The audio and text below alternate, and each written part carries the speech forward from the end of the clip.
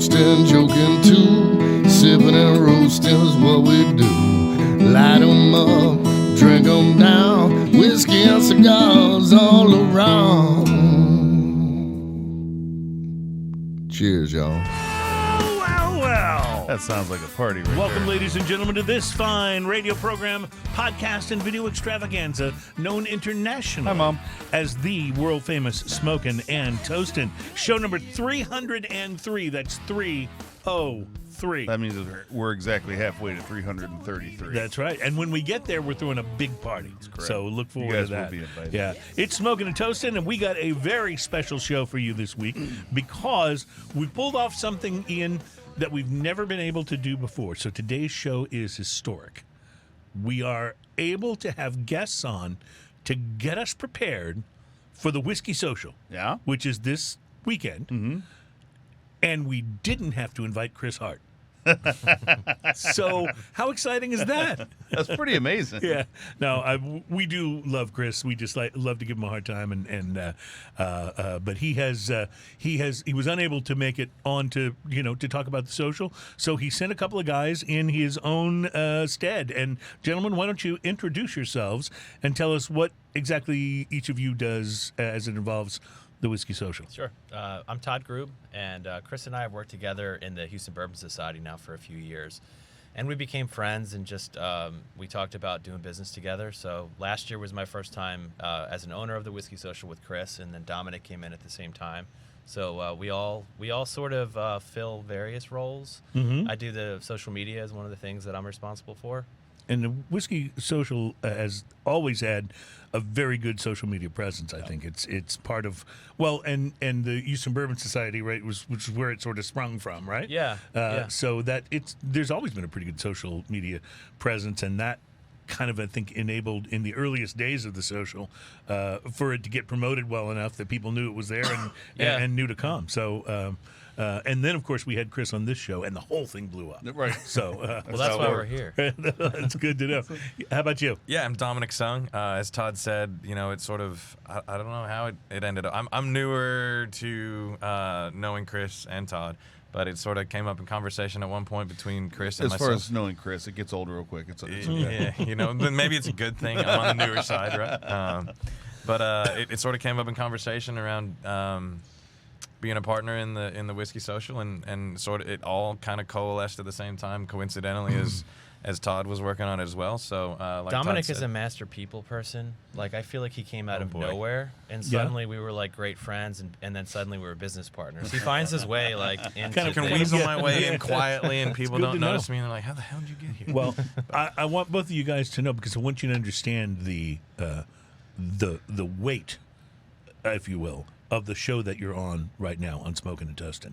You should know that for quite some time, there was actually an ongoing contest between Chris Hart and Alan Denny for which one of them had been on the show the most times. Oh man, They actually would come in and pod bomb the other one. They just Pod crash. pod as crash. we will. Yeah, there you go.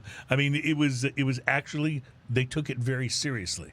So That's funny. That's how important they thought the show was.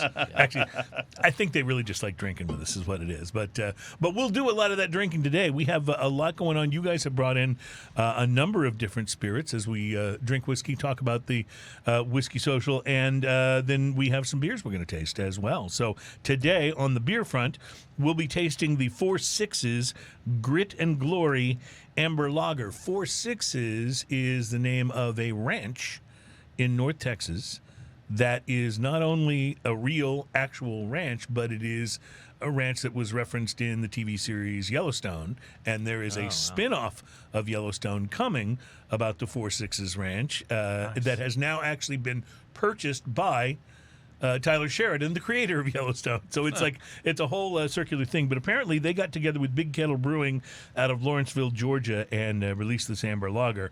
And so we'll be trying that on the show today. Also from Parkway Brewing Company in Salem, Virginia, their Get Bent Mountain IPA. Nice. So that should be interesting. And I haven't tried any of these. Now, Ian, you may have tried this one, though. From 11 Below Brewing, their Java Space. It's their Imperial Yes. Coffee Milk Stout. That's their And- negative space with the coffee. yeah, right. So we'll be doing that. And then, of course, Dominic and Todd have brought in a number of whiskeys. And I see actually one non-whiskey here that we have kind Speaking of on of the- whiskey, let's on have the some center. cognac. Yeah. Well, so this is interesting. This cognac is apparently something rather rare. Yeah, so it comes from, it's called Laraud is the brand, Lheraud. Okay. I don't think you can buy it in the United States, so we have to basically find somebody in France that's willing to ship it over. So these are very special. So he's got friends in France, is what he's saying. I have a friend who has a friend in France. Okay, and fair that's all enough. you need. That's as good as So I brought this just because I know we can't smoke during the show, but for those listening who like to smoke a cigar and pair it with the spirit, I know whiskey is a standard go-to, but cognac is wonderful. It brings out all the good things between pairing the two. So I wanted to bring that and let you guys taste it. Yeah. All right. Let's do it. Yeah, Why don't you twist go my ahead, arm. yeah, go ahead. You can go ahead and pour that. I will mention, by the way, I had this week what was just a lovely pairing. I was smoking and I always try to remember these because we don't get to do the pairings as often on the show as we like. But I was smoking a Hoya de Monterey by AJ Fernandez Silver Churchill. And I wound up pairing that with a rye. It was a barrel cask strength rye that I had some left of that we had on the show. Nice. And boy, did they work well together. It was one of those times when you go, this isn't just good. This is a great, real good. a great pairing. So I can float that along as something that you might want to try. So so this is the cognac, and cognacs do pair very, very well with cigars, Yes. just in general. This has it's just on the nose. I get that grape skin and honey. Yeah. Oh yes, big time, both of those. Yeah, it's just super fruity. Really bright. Yeah. So this is 1973, and I think it was bottled in 2017. So what's that? 27, 44 years? 27 plus Wow. Don't make me do math. 17. Yeah, I was told there'd be no math when we started the show. This So. has It's old. This has some warmer, almost chocolatey flavors that I It was does not even on the remotely expecting. on the finish for sure. Yeah. Because the fruitiness I expect, but Yeah. that chocolatey kind of thing that happens, especially right at the retrohale too, I was not expecting at all.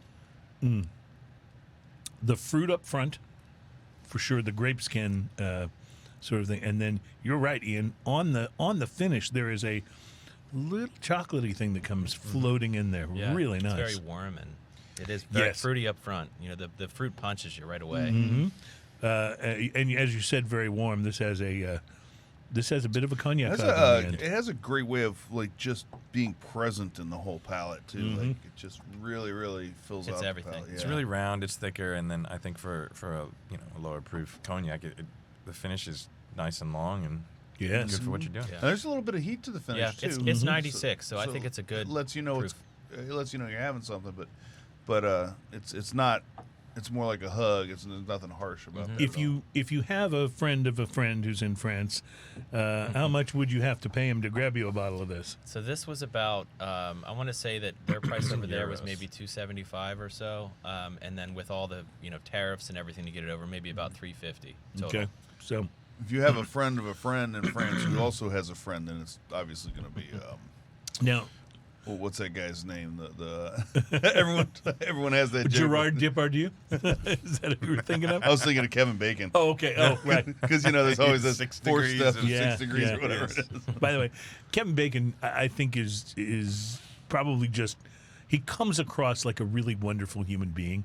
If you've ever seen him on any talk shows being interviewed about that, you would think by now he has to be just sick of hearing about that whole thing. And he's so good-natured about it. Like Yeah. he's so he comes off like he's just happy to be relevant. You know. Well, he has a band, I think. So Yeah, I Bacon mentioned I'm Brothers. from the Northeast, and yeah, they play small venues. So Yeah. he just comes out and he'll play a venue with 500 people. And by the way, they're not great, but they're not bad. Yeah. You know, it's one of those things.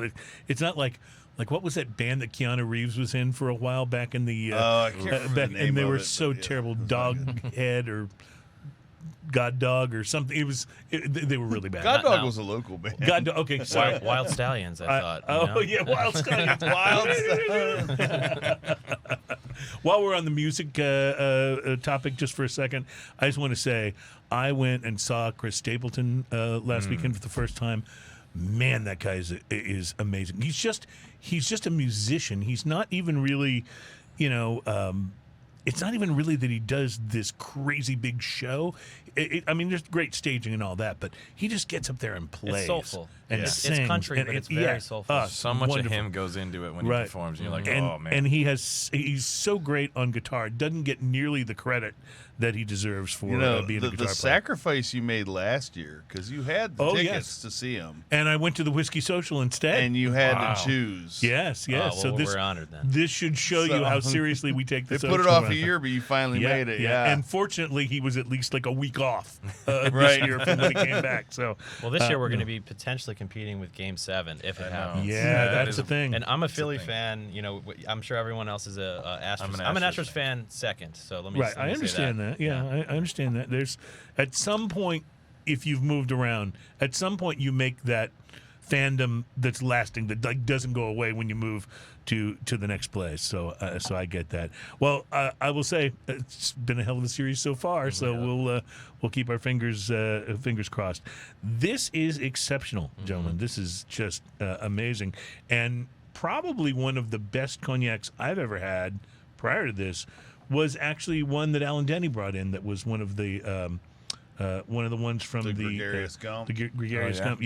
Yeah. There's some There good was Gregarious Grump. Sorry, Gregarious not Gump. Grump. Yes, but I will tell you that probably was the best. Was that the 30-year one? Yes, it was 'Cause that 30 or was 31, ridiculous. maybe was it? That's Yeah. my Was it favorite. 21? 30 years old. Yeah. Was it 30 and there's a 21? I'm sorry. I actually like the 21 more, 21. but the 30 is very good as well. 30 is Yeah, great. yeah, really, really good. But this may be even better than that. That's just thanks for sharing that with us. That's Yeah, absolutely absolutely. exceptional. Ian, I was going to jump in here and ask you if you'd had an opportunity to smoke anything interesting this week. It's funny you should ask. Yeah. Because I happen to. I mean, it's not like it's a job or something that I'm expected to do every week, but I did it this week, just for you, Cruze. Listen, somebody has to do it. Right? right? and I smoke appreciate- cigars, so you don't have to. So I there's more left appreciate for that me. you're the guy.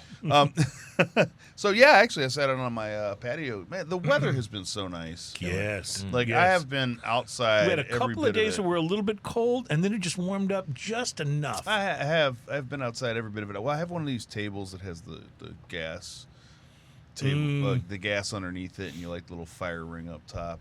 That's really nice.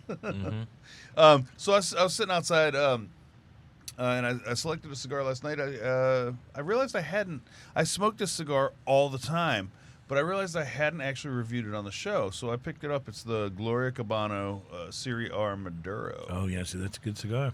What an absolute go-to, and I really do enjoy these. I probably don't go 1 or 2 weeks without having Serie is one. the really thick ring gauge, right? The Series generally tend to be a little chunky. This was a 54. It's a Robusto, a 5.5 by 54 size. They call it the number 5. The Connecticut broadleaf Maduro wrapper with a Nicaraguan binder and a Dominican and Nicaraguan filler in it. The appearance on this is deep espresso. Like, it's so dark. That wrapper is it's gorgeous. Which is important to note because everything else I tell you about the appearance on here is going to be like, what? So, deep espresso, gorgeous color, Serie R wrapper, secondary, Maduro band on it instead of wrapper. I use the word wrapper, I don't know why. Oily, leathery, toothy, somewhat lumpy. Veiny a little bit. I've always noticed that those are a little they're lumpy. a little lumpy. They're a little veiny. Rustic is the word that the magazines use. That's nicer. Yeah. That's friendlier than oily and lumpy. We talk about this, but it's interesting to hear cigar notes because I haven't gone down the rabbit hole. I like a nice cigar, but I don't really know nearly as much as I do about other spirits. But it's interesting to hear the same sort of notes, describing. Yeah, it. there's a lot of crossover between the two. You're gonna find. One of the things I always suggest, because people ask me, it's like, well, how do you learn what you're tasting? And the best advice that I can give you is listen or read to someone that does that. that can tell you what notes they're finding in the cigar, and then try that same cigar and see if you can detect that. It's the same as with wine or with spirits. Is there something in cigars? So I tell people, because sometimes I'll write reviews and people will say, like, these off notes, like, where did you get this? How do you know what that tastes or smells like? A flavor wheel. Where you have a wheel and you say, okay, woody, smoky, sweet, fruity, and then there's a bunch of words. And then you go and it helps your brain figure out, oh, that's what I'm tasting. That's a perfect word to describe it. I've never heard of this. Yeah. And also, you can just make it up. Yeah, that's it. So I literally had a cigar last week, and one of the notes I got was vintage bookstore. Yeah. Because it's a very distinct smell. Yeah, Right? and I knew exactly what you were talking about when you said that. I do graphics design. Let's build a cigar like flavor wheel. That'd be fun. I then changed vintage bookstore to Dusty Tome because I just thought it sounded cooler. It sounded way cooler. Yeah. I like that. It's like a good paint color. That's a good note. Dusty Tome. Dusty Tome. I said it sounded like a bad country singer. Ladies and gentlemen, please welcome Dusty Tome. So the anyway, pre-light back sniff to on your this. cigar. Is that what we were talking about? Maybe. I don't know. We were having cognac and. So the pre-light sniff on this, I got a lot of earth, a lot of chocolate, nutty flavors, creamy sweetness at the foot, especially. The pre-light draw, I used a punch on this. If you're not familiar with the punch, it's a circular. Basically punch that you take out of the foot of the cigar instead of clipping kind of the punch cap the hole off. and then it pulls the And it looks neat, and it's kind of fun to do it that way. So anyway, I used the punch. I had a medium draw with it. Sometimes if you use the punch and the draw is a little too tight, you can also just snip it afterwards, and that'll open it up. But this was fine. It was a medium draw, sweet, creamy mocha flavors, rich earth, coffee, and some nuttiness coming through it. You're going to notice I'm going to say those words a lot in this review. The initial light, earth and pepper bomb, rich, bitter chocolate, brownie batter sweetness underneath it, and some nuttiness traveling all the way through it. The retrohale is peppery and nutty. The first third of the cigar, lots of nutty and woody notes complement the spicy pepper and mocha chocolate coffee kind of flavors to create a sweet and spicy treat. Loads of dense, rich smoke billows forth from each puff. I like that sentence.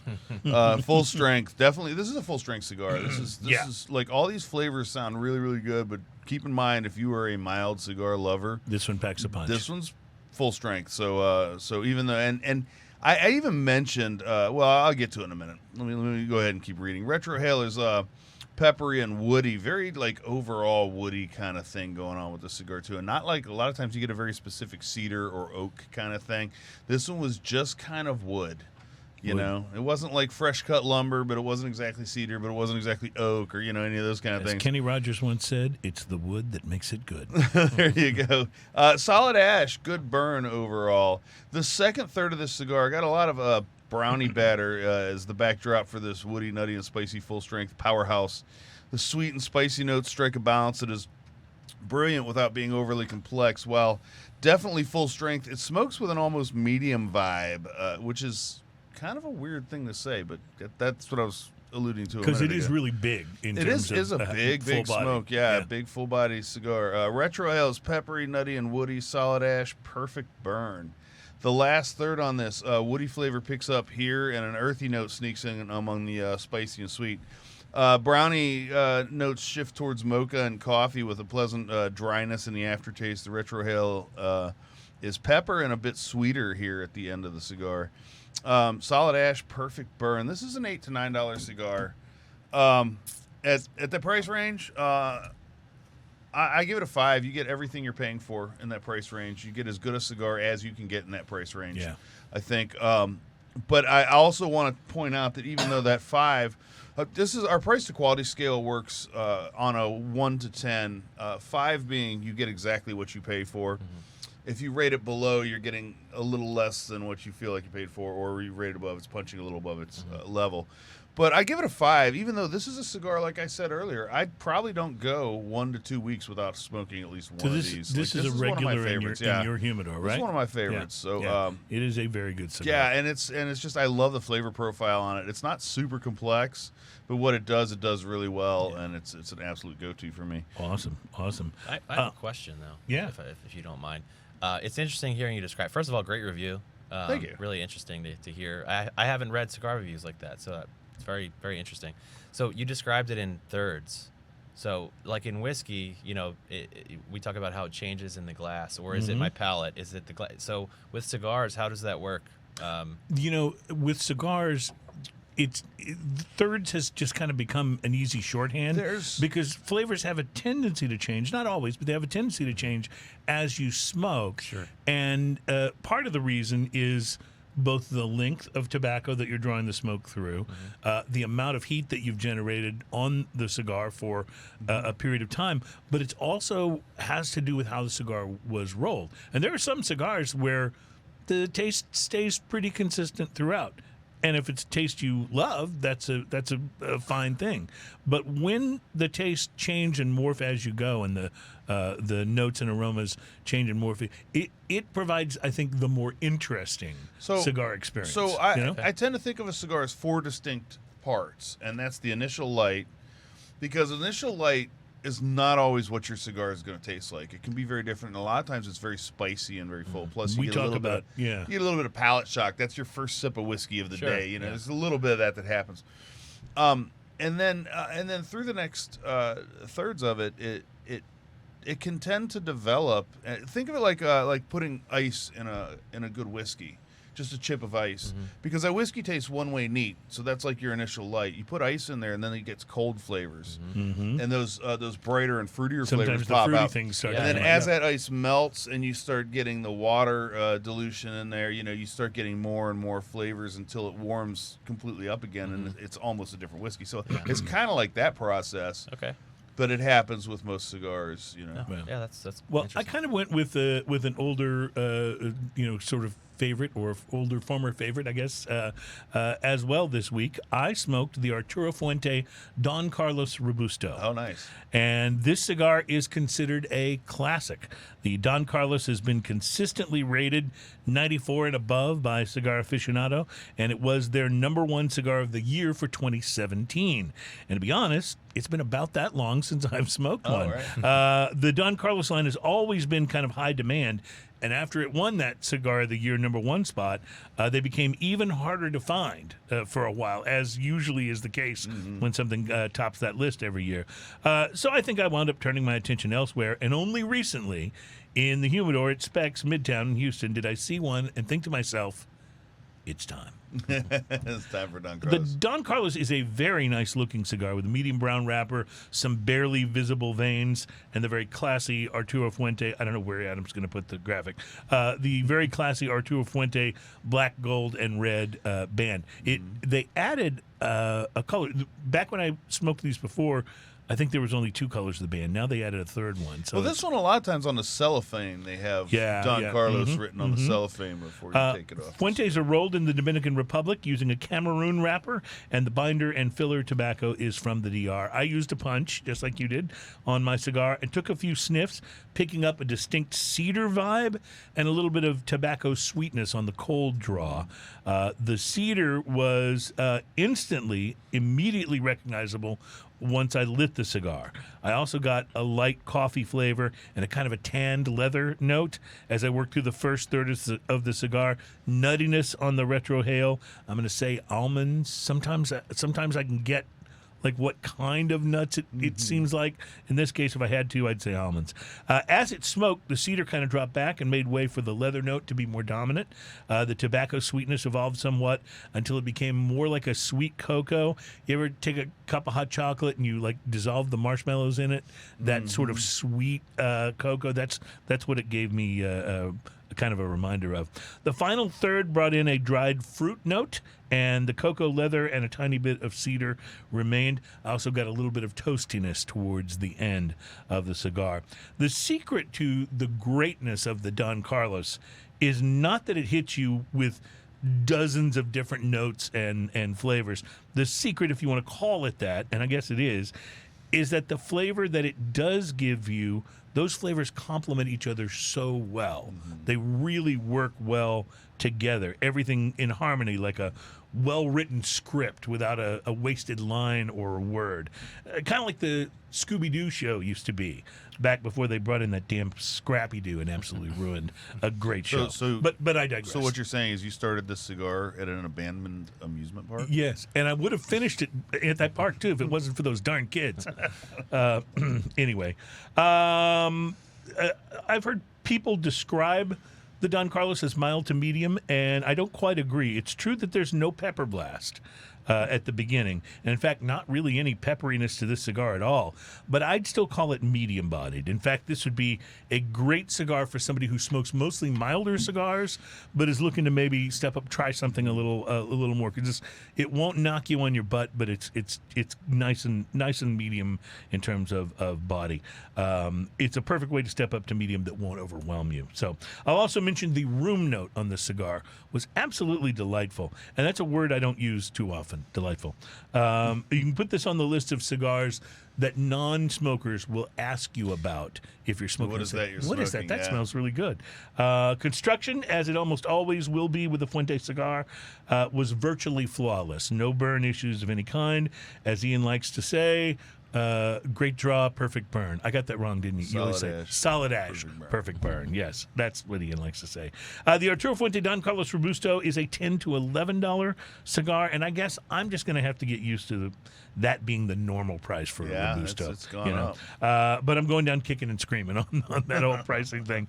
That said, I feel like I got everything I paid for and maybe a little more out of the Don Carlos Robusto. Great flavors, perfect construction, the whole deal. Don't pass this one by just because it's been around for a long time. There is a reason it's been around for that long. Yeah. It really is a classic. Recommended, thumbs up. Price to quality, I'll give it a 5.5. Honestly, this had been $12. I wouldn't have been too disappointed, you know? Yeah. So I can live with that. So it's a reminder, both the cigars we talked about today are a reminder not to always get caught up in the latest the new newest, release, yeah. which I'll tell you about some exciting new releases coming up later in the show. But it's a reminder not to get too, worked up about that stuff and forget about some of the classics. Yeah, because the there's classics so are many classic great for a cigars. reason. Absolutely. Let's talk about price for just a second. Yeah. We started this show 75 years ago or however long it was. Because that's how long podcasts have been around. When we started this show, we used to consider $6 and up was premium. Right. And that's gone to like $8. $6 is almost budget now, you know? $6 is now our budget level cigar. Right. Remember, because we did, I think on our first few shows, we did like cigars under $5 that are awesome. Right. Good luck with that. Now that list is so short unless you find a thing. So I think that we just have to shift our entire scale over. I think premium is going to be starting basically $7.50 to $8, and ultra premium is going to start at like $14 or $13 now. Not that I'm old, but when I got my first car and put in the first tank of gas was 48 cents a gallon. Okay, and it wasn't like 100 years ago because I'm not 100 yet. So when I was in high school, we used to drive to the town next to our town because it was a gas they would have station cheaper that had gas. 96-cent gas. Oh, let's see. And probably some of those gas stations you could also get a bottle of Boone's Farm Strawberry Hill without getting ID'd, right? Boone's Farm. There was a couple of those. It It was right across the street from another gas station, which was the only gas station or anywhere in the only place in the whole area where you could get Shiner Bock at all. Ah, see? Wow. Yeah. And you could buy Coors Light anywhere. Of course. You could be living the high life at any place, any gas station. Mm-hmm. But if you wanted Shiner, you had to drive into Dayton, Texas, and right by the railroad tracks, there was a little gas We did the station. 30 packs of Keystone Light for $10. Oh, yeah, I remember that. Dude, Some I've bought cans. those. I have bought those. All right, let's take a break. We're going to come back and do some sampling of some whiskeys. We also have some beers to try. And, oh, by the way, haven't mentioned drinking news, so when we come back, we'll tell you what our drinking news teaser headline is. It's Smoking and Toasting, show number 303, and boy, do we have a show for you today. Stand by.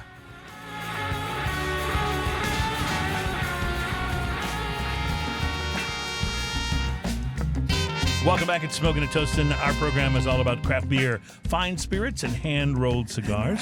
It's show number 303. We are getting ready for the Whiskey Social. More on that in just a moment. But first, our popular segment drinking news, which has, despite all conventional wisdom, become the most popular segment on the program, will be coming up as usual later in the show. And so we like to give you our drinking news teaser headline. So that headline will be: Never stand between a man and his McNuggets. All right, so we have that to look forward to. Drinking News is a segment of the show where we bring you a news story, something that did actually happen out in the world. It's not like from The Onion, but it's something that is occasionally, often maybe even, about drinking. But even when it's not, it's always best enjoyed if you've been drinking. So we wait until a little later in the show when we've had a little something, and then we move in that direction. So speaking of something, Ian has cracked over the 4 6's Amber Ale. This is Grit and Glory. I'm sorry, I said Amber Ale. It's an Amber Lager. And it is from Big Kettle Brewing in Lawrenceville, Georgia, but it is... I don't think you're reading that right. What's that? I think you're supposed to read it...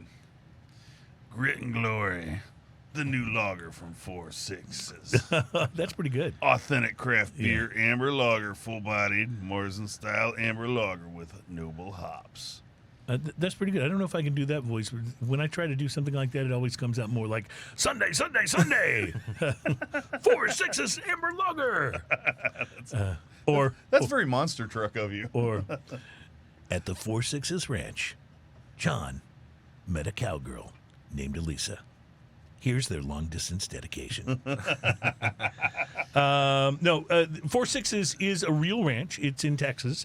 It's been purchased recently by Tyler Sheridan, who is the creator and showrunner for the very popular TV show Yellowstone and all of its spinoffs. And there is a 4 6's spinoff coming that is going to be based at that ranch. So a lot of interesting things happening in TV land. But this is it's a legendary ranch already of its own accord. And Ian, you've done some research here, I believe. What do you think? It's pleasant. Now that's not a roaring endorsement. It's pleasant. So, this is kind of beer flavored beer, if you ask me. Yeah, I don't think there's nothing bad about it, but it's not making me wow or anything like that.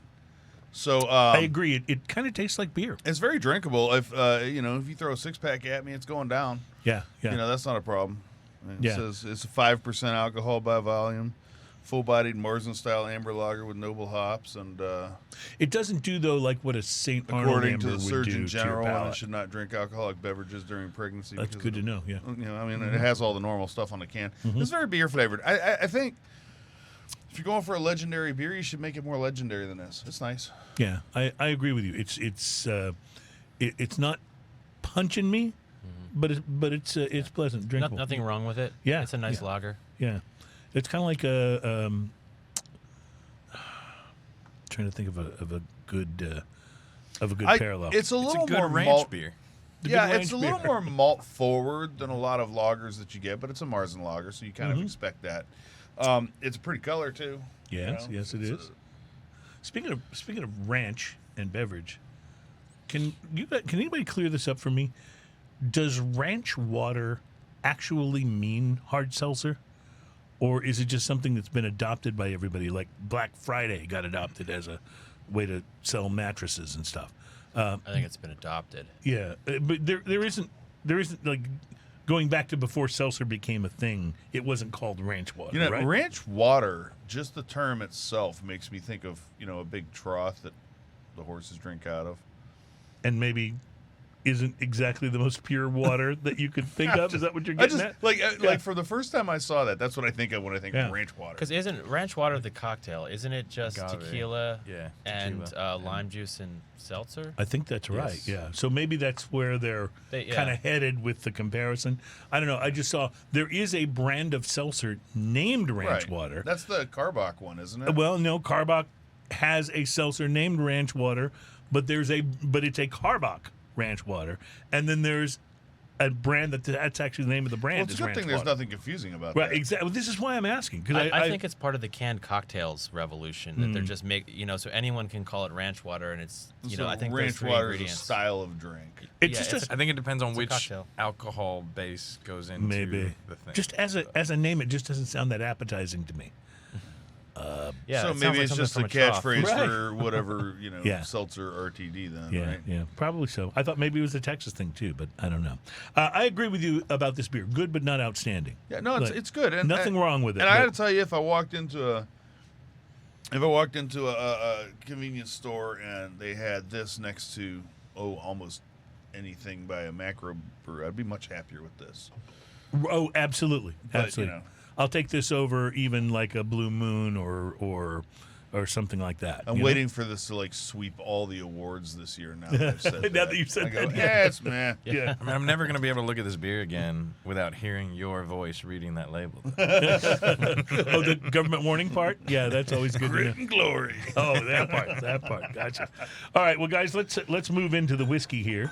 And I noticed that this bottle, you may hold that up for the camera so they can see what we're going to be doing. But this is a special Four Roses bottle, but it looks almost exactly like a Four Roses bottle that is in my bar. That's the single barrel, right? Yep, this is a single barrel, but it's a single barrel pick. Okay. And so the Four Roses recipe that this one is an OESV, which talks about the yeast strains and the things that they use. And this is one that we made as a pick for the social last year. Oh, okay. So, for those of you who aren't familiar with the Four Roses labeling, they always give you the blend of their whiskeys on the back, and that's what the letters are for. they're completely transparent about what's 10 recipes. in there. Yeah. So there's 10 Yeah, recipes. so they have that they have a list of it on the back, and then they tell you what this bottle is on a different label, so you can kind of look and see which one it is. It's a really interesting way to do it, and I love how kind of transparent and fun that is. So while you guys are pouring, the Whiskey Social is how many years old this year? 7. So 7th annual. This will be the 7th annual. It started out as the Houston Whiskey Social. It's got shortened to Whiskey Social. I just changed that a couple years Yeah. ago, right? Was it But- last year or year before? Early on, Ian and I Last year we started calling it the Whiskey, Whiskey Social. Social. Yeah. We still say Houston. Just so Ian and I people understand. attended maybe starting with the 3rd or the 4th, I I think. think it was the third one. Yeah, Yeah. and both came away saying of any spirits event we'd ever been to, it was far and away the Yeah. best. It just the way it was organized, the things that you could have an opportunity to sample, the So- fact that there was a smoking area for cigars, like all of that.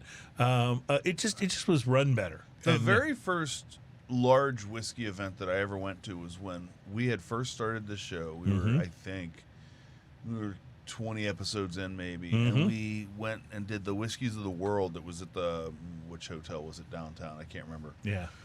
But, and that was a big Hilton event. Americas, maybe? We I don't were, remember. we were kind of, I was kind of blown away by that, how amazing that was. And then that same year, Right. was when because we went met to the Chris Whiskey Hart at that show. Right, and Alan Denny too. And Alan Denny Yeah. at that show. And then that same year, we ended up going to the Houston Whiskey Social. And we're just like, We were blown away. what? Like, Yeah. how This good is can how it you be? do it.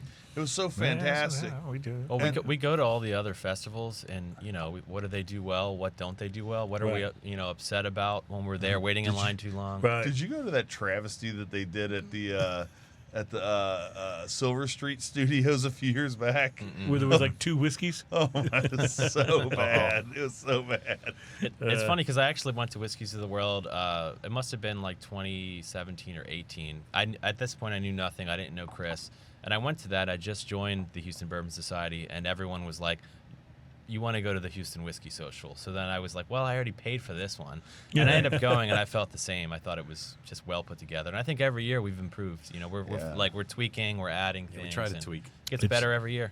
This is just absolutely wonderful. This Four Roses. I just you took like the that? first sip. This just exactly to my particular palate, I think. Four Roses is always a little spicy. I think it's why I like it. It's Yeah. a little bit. It's got a little bit of attitude to it, a little bit spicy. It's a and high this rye is- content. And so they have the 2 mash bills, and even the lower one has way more rye than most bourbon mash bills use. So this is a particular selection that was done for the for the social last year. In other words, you guys picked this this particular barrel for the social.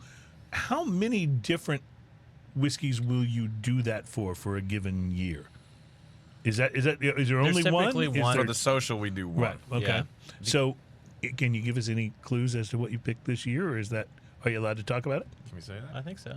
All right. We did a it's pick. only a few days away. You can't get That's that much. true. Yeah, it's not coming in time, and this is the problem we have. Is that these distribution things and all that. often take so many months, and we can't predict it. And, Right. But we did an Elijah Craig barrel proof pick this year. Oh, nice. So I did bring an example of that we can taste later. But Okay. So you mentioned that it though may not be here in time for the social. Yeah. So what we do, we pick these, and these the special picks end up going to the Pappy, Van Winkle, and the BTAC tickets, which are like our ultra premium VIPs. Right. And so actually, it's the Pappy people get them. yeah. Right. Just the highest level. So what we do is we just tell them we owe you a bottle, and this is what it's going to be. So they still come to the event and get all the other benefits, and then when it comes in, we get them the bottles. Now, one of my favorite parts of the social, and it usually happens like in the maybe the last couple hours, is when Chris comes out of that little VIP room or whatever it green is room. he's in, with bottles in his hand, and just starts finding people in the crowd and pouring stuff like he's Santa Claus, like he's the Santa Claus of whiskey. Yeah. But man, you guys have had some great stuff. Where do all of these? Obviously, this one you picked with Four Roses and with Elijah Craig this year. Where do some of these special bottles actually come from? Well, Dominic did a trip out with a group of people to pick them, and they hit several distilleries, right? You did Heaven Hill and then Four Roses. So they go and Anywhere good? yeah. I'm just kidding. Where else? That Trip that Bullet? we did one quick, but yeah, the year before we did Bullet, and then they did Lux Row, which does right. Old Ezra and Rebel Yell and that kind of stuff, and yeah. Elijah Craig and Four So Roses. some of it, because we kind of do Houston Bourbon Society and Whiskey Social, they're actually completely separate. People mix them up a lot, but HBS is like a non-for-profit, like more educational. But we do picks for them as well. So on that trip, we decided, okay, the Whiskey Social is going to be, last year it was just going to be the Are Four there any Roses. people that are involved in the Whiskey Social that aren't in the HBS? That are not? Yeah. Probably not. But So it, there's some crossover not there, not but I in get the I working get that crew, they're not. but- Yeah. I think Alan Denny got kicked out though of HBS, didn't he? No. maybe at some point. We love Alan. But at the actual event, it's only, I think, about 20-25% HBS people, which I was shocked by, because the first year I'm like, where is everybody that I know? We get a lot of people just, from advertising and, outside of the group. And a strange bit, there's a gentleman named Doug Carroll who's always on there and always at the He's one of the mods right in and HBS and a regular. I've seen his comments on there a whole bunch, and I never actually face to face met him. Oh, no? I think, although I've seen him there. Just go to Lalo sometime. He's always there. Right. It's true. He is there Until I quite a went bit. to my sister's wedding in Round Rock, and he apparently is married to one of my younger sister's old friends. Well, there you go. And so I actually had a sit down conversation. It was kind of Nice. Shout out to Doug. Never He's a know great when guy. that's Very cool. How do people get tickets if they don't have them yet for the Whiskey Social? www.houstonwhiskeysocial.com. Okay. So it's still Keep it Houston simple. Whiskey Yeah. Social, but it's Yeah. not. The website is, yeah. Yeah. Well, But there's a link there, Eventbrite. You can click on it, buy the tickets. They're still available. It's pretty easy if you type in Whiskey Social. It'll pop up. Yeah. It'll be now one of the there are top ones. plans to take the Whiskey Social into other cities, and I won't try to pin you down on when that happens. But we've been saying for the last several years, because we have listeners all over the place, that I mean, we are worldwide. If you ever want to, yeah, that's right. If you ever want to plan a trip to Houston, plan it to coincide with this, because it is totally worth it. And it's a pretty exciting time to be in Houston right now. I mean, we got the series, we got the social, we got so many great things, weather. and it's perfect weather. It really is. To smoke a cigar outside, it's perfect. And that's why I'm excited, because I already it's been looked so at the weather nice. forecast, and it looks like Saturday is going to be beautiful for smoking, because the smoking area is always set up outdoors. And I have to admit, my sort of flight path to the social is I go and check into the cab, go in and make a pass just quick enough to get a little bit of whiskey, and then I'm out to the cigar area. It's a great area. But it is so much fun. Well, all right. I will say one thing. We are excited that this year we're doing some extra events leading up to, and so the weather's going to be great. Well, that's right. You Right. got a few extra days in there. You actually started already. You started with last night an event, did you not? That's right. Wednesday was the Yellow Rose Distilling Dinner, and then Damn, I hate that I missed that. Yeah. and then the Thursday tomorrow will be, or is that today? Mm-hmm. Today. There's a happy hour with Sagamore Spirits at Reserve 101 from 4 to 6. Oh, that's close to me. I may go. That's and then And great bar. Let me. Yeah. I Oh, think it's a fantastic wonderful bar. great I was owners, so great people. excited that they made it back from COVID. Yeah. Oh, yeah. Because that's walking distance from my house, so it's like, I work a block away now, so that's my go-to. yeah, Leave the that's office great. and walk over. That's It's- great. yeah. I love it. And what about you have an event on Friday? I'm guessing too. Right? Yeah, Thursday there's a bunch. So then after that there's a wine meets whiskey speakeasy at William Price Distilling, and then on Friday there's the Ed Belfour signing bottles at Specs for Belfour Spirits, and then a bunker bottle tasting and drinks with the owners of William Price, and also our Four Roses tasting. So it's sort of why we're talking about the Four Roses. but- And the Bourbon Pursuit. That's Kenny right. Coleman of Bourbon Pursuit podcast will be in, promoting his brand Pursuit Spirits at Specs also on Friday. Nice. That, There's a lot great of stuff. that options. William on. Price, I think when I left the Whiskey Social last year, I got a bottle of that the William Price rye. And yeah. man, that's a nice rye. We love them. I love those guys, and they do a lot of cool stuff. Lots of interesting finishes, and they just opened their doors. So one of the, I think the second event on Friday, is it? They're basically, anybody who wants to come, they're saying, let's go in the back and just start Pull popping things. casks. Yeah. Let's Nice. taste stuff right from the cask, which is a Nice. great experience That's for anyone who's awesome. done that. Hang out with the Totally owners, do all the things. Are you expecting to have some a few other spirits and maybe some beer? I know you've had We always have a Ingenious little in bit. the past. Yeah, And I'm not they're sure great. which beer vendor, but I know we will have some. We always have some rum. A lot of the whiskey producers, like Andalusia, they make rums and things like that. So So we many always good have other rums. spirits Yeah. and maybe a little bit of wine. Okay. Man, this Four Roses, It's so like, good. Bubblegum and cinnamon all day long on it. Four Roses is my favorite. It's And a right- little it's snickerdoodle right to my kind of palate, thing yeah. on the finish. That's really interesting. so look for OESV is the recipe. So if you like this, it's fairly on profile. To each of them are different. A little bit different, yeah. Yeah. But it's fairly on Yeah. profile. But you'll probably like all Four Roses. If you like this, they all have common elements. I mean, Yeah. the regular single barrel you'll find on the shelf is also this recipe, OESV. Right. So It's OBSV. is it? Oh, Yeah, it's man, the high- I it's see. the even higher rye. Todd's the Works more for me. Sorry, my bad. All right, we're going to take a break. We'll come beans. back. We have more whiskeys to taste. We also have a little bit of beer, including the Get Bent Mountain IPA Get Bent. from Parkway Brewing Company. Looking forward to that coming up. It's Smoking and Toasting.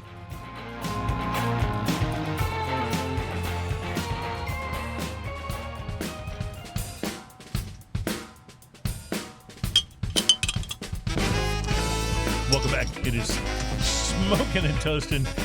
Man, that Four Roses is good. I can't get over how much I'm liking this. Pretty darn good. Welcome back. We are the program that's all about craft beer, fine spirits, and hand-rolled cigars. Dominic Sung and Todd Grube from the Whiskey Social are with us here today. And, wow, that was a very excited beer you It's just got poured. fizz. Yeah, so Ian's pouring the beer. While he does that, let me tell you about some cigars to watch for that will be coming soon to retailers near you. As we move closer to the holiday season, Quesada Cigars is celebrating the festive time of the year by bringing back the Quesada Holiday Keg, the 2022 edition. Remember, Ian, we I split done a keg. seen it. We split a keg a few That's years right. back, remember? It's a miniature barrel of smokes that could reach retailers in about a week. It's a small holiday-themed barrel filled with cigars, and it first appeared in 2015, actually for St. Patrick's Day. The cigars were meant to complement a pint of stout. The next year, they did it again, but also released a similar keg in December for the end-of-the-year holidays. And another keg came back in 2017, but they haven't released them since. It's been just as long since I've had one of those as it's been since I had one of those Arturo Fuente, Don Carlos. the Don Robustos. Carlos, Yeah. right. Anyway, they are very excited to be coming back with the 2022 edition. Same size as the first holiday release with the Toro that measures 6 inches by 50 ring gauge. I remember the one that we split, Ian, that was a great cigar. It's fantastic. Yeah, Love those- that. The Quesada keg ones. And then they're their Oktoberfest. I can't wait to try this year. Yes. I haven't had it. I haven't had it either yet, and I'm I've looking seen the forward. keg, but I haven't seen the Oktoberfest All right, yet. we gotta go looking for that. So, Pete Johnson of Tatuaje Cigars says it took me 4 years to make these. He's talking about the Tatuaje Havana 6 Veracruz Blue. It's a 2-size cigar brand made from an entirely Nicaraguan blend that debuted at the most recent PCA trade show, and those cigars are available at your favorite retailer now. Part of the long process, he says, is working on the blend, especially the wrapper. He said he kept second-guessing himself on the guitar, plus there was never a right time to fit it into regular production. So after sampling it for a few years with Ecuador Habano Claro, the Corojo 99 Shade Grown started to become ready for them to use, and that's what they wound up going with. So anyway, it's going to be something. I think. I mean, I really love Tatuaje cigars. So Pete Johnson has proven to be. I don't know of a single Tatuaje that is less than outstanding. It's kind of like my father. It's like there are no disappointments in Right, that line, right. right? Yeah, Yeah. amazing. So, and Ian, I have found what you can get me for Christmas. Is it a lot of foam and a beer? Yeah, apparently so. Yeah. No, it's a box of cigars. Go ahead. Yeah, it's called Upper Realm from Warped. Okay. Warped, and it'll like be Warped. shipping. It'll be shipping to retailers next month. Noted. It contains 200 smokes Okay. made Whoa. entirely of Aganorsa leaf Nicaraguan tobacco that the company said is supposed to represent the growing regions across Nicaragua. The blend is deliberately transitional, clearly showcases each individual region, and it's the first time they say that they're using so much Esteli and Criollo material, and it celebrates the essential raw power of Nicaragua and the Esteli region. Doesn't that sound amazing? Like I'm so intrigued. really- yeah. So just one box is okay. Yeah. You don't have to go for two. I'll just take one All box. right. So it's a box of 200. 200 cigars. Yeah. And they're probably about, I don't know, $9-10 a piece. They're $12.50 per cigar. $12.50 yeah, per cigar, Yeah. So okay. it's $2,500 for the box. Budget. Well, I mean, but at the same time, it's 200 cigars. Yeah. Right. It's 200 cigars. So, and I'll, of course, if you gift me, I'll be happy to share. So How long is that going to take? Just Me a know couple weeks to get through this? yeah. Let's see, what day is today? But anyway, that's a real thing though. That box is coming. That's a big so box. You really call it a crate, I think. A crate of cigars. That's Yeah. for retailers. That's Have going to be you- a commitment, isn't it? Have you ever, like, Rocky Patel does the Edge cigars in a big, long Right. box, but I don't know how many are in there. I would have always thought that was more like 50. I think me and you, we had something that we split a couple times that came in Yeah. a 50-count box. That's right. I remember that. It was What a was decent price. Oh, you know what it was? It was those little Gurkhas. Remember that? Oh, the Cellar Reserve. Yeah. Is that yeah. it? Right. Yeah, whatever it was. I remember it being a good. It was a good, very price, small cigar. Except for it was a lot of them all at yeah, once. So. yeah, absolutely. You know, So, like, so speaking of a lot, there's a lot of foam in this. this phone, This we've is- been talking this entire time. This is the Get Bent Mountain This IPA. is the one. This is the one we need to get Chris when we're like, okay, Oh. I want you to do this hard pour Right, 'cause he's that such you a- like to right, do We're so not He's such supposed much. to bring that up anymore. That's a sore point. We're He's not such allowed a- to talk about Oh, that. really? Oh, very interesting. See, I'm glad you guys are on instead of Chris because he always brings that Montucky cold snack and tries Oh, to that is tries just to such a convince us that terrible- it's a decent It's beer. such a terrible beer. Why? terrible. And the crazy thing is, he forgets he brought it the last time and we hated it, and he brings Oh. it again. That's the one with the really cool looking can, right? Yeah, Is it it's like a tall- yeah, with like the a blue unicorn can or with something the- on yeah, it. White exactly. unicorn, Yeah, white unicorn. Yeah, That's terrible beer. yeah, the and he can tries is- to sneak it in. And he's like, "Here, try this." I'm like, So I don't know how this is going to go. I'm not a huge fan of overly carbonated IPAs. A little carbonation is fine. I'm worried this is going to be well, too on the much. positive side, look at the beautiful lacing it leaves on the Yeah, cup. it does indeed do that. So See, I mean, we got this. I'm not getting much on the nose because there's a I get layer it. of It's foam very, on top. very. It's very fruity. Yeah, well, I like You fruity stick your IPAs. nose further in there, you get some right on the end of your nose. I do that on occasion. So, wow. Okay, big. I don't think you're going to like this at all. Are you not an IPA Okay, fan? no, wait a second. Hold on. So I'm kind of the IPA guy. not too hoppy. Ian likes some not as hoppy IPAs. as Wait a It's second. How does this have this much foam? And then when I take a sip, it's pretty much flat. WTF? Yeah, you're right. It doesn't have a It's a lot of magic actual trick. carbonation on the palate. What is going on here? It's like it lost it all when it foamed out, you know? I But mean, this tastes like it tastes very West Coast to me. it You know, It big tastes like a resiny foamy hop. pine cone. Yeah, big resiny hop. I I kind of dig it. And it's got a little like front end lameness to it that I think should be addressed. It actually needs. I can't believe I'm saying this after the preamble, but it actually needs more carbonation. Yeah. Yeah, I mean, why is it foaming up? Like, okay, beer lovers and beer nerds out there, why is this foaming up so bad in the can Maybe or in the bottle that we can barely pour the thing, and then when you take a sip, it's just flat? Try it from the bottle. I wonder if it makes a difference. Maybe it actually needed the Chris Hart hard pour. Yeah. You try it from the bottle because you'll appreciate it at least. I'm not really digging this. By one. the way, I just want to show you the old man that's kind of bent over with the walking cane. That is the label for the Get Bent IPA. Well, there's almost no carbonation in each sip of that. It says here it's not just a place, it's a state of mind. A delightful bready character balances lots of citrusy hops in this light-bodied West Coast style IPA. These are So- many words. Well, it is light-bodied. Yeah. Nope, it's just as flat out of the bottle as it is in. And that's totally not what I was expecting because of all that foam. You I know, mean, it it is- wasn't like the first pour; it was all the pours. Yeah. Yeah, every single pour was like that, and then it's a very small bubbles foam. You know, I don't hate I it don't or know. anything, but it's certainly not my favorite IPA that we've had. So this is interesting. Very seldom on the show are we disappointed with more than one Yeah. beer. A lot of times we like everything, and we get flack for that. But if we like it, we like it. We're not going to Because we go out and buy it. We're not going to buy Right, this. right. This looks terrible. I'll buy this. And so I bought this when I Or was Chris in- comes on and brings my Kentucky cold snack. Yeah, right. Tries to convince us this is way No, this better is good. than a Montucky cold snack. I can tell you that. Yeah, well, yeah. No, I picked this up actually when I was in Washington D.C. When I went to see Adam Okay, Brown. interesting. And it's from Virginia, from Parkway Brewing Company, and I loved the label. I thought, oh, okay, let's try this. Get Yeah, bent. the label's cool. Yeah, I'm not impressed with that one. Mhm.